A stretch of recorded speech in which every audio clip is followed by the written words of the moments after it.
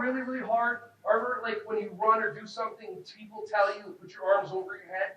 Okay, the reason why is because there's all this air that can be consumed and contained in your body.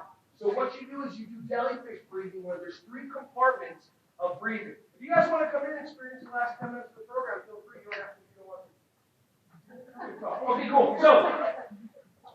So what you do is, I'll stand over here so that everybody can see. So what you do is first you start up here with your big belly breath. So breathe in, and just have your arms come a little. And now breathe in more with your chest, and your arms come up like this. And now instead of breathing out, you're going to have your arms like this, and now take in as much air. So it's like everything here just fills up, and then breathe out. Nice. All right, ready? Everybody, big belly breath in.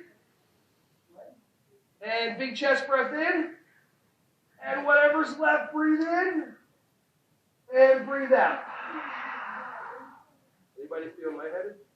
How many fingers you see? Okay, perfect. Let's do that one more time. Big belly breath in. Breathe in. Breathe in. Breathe in.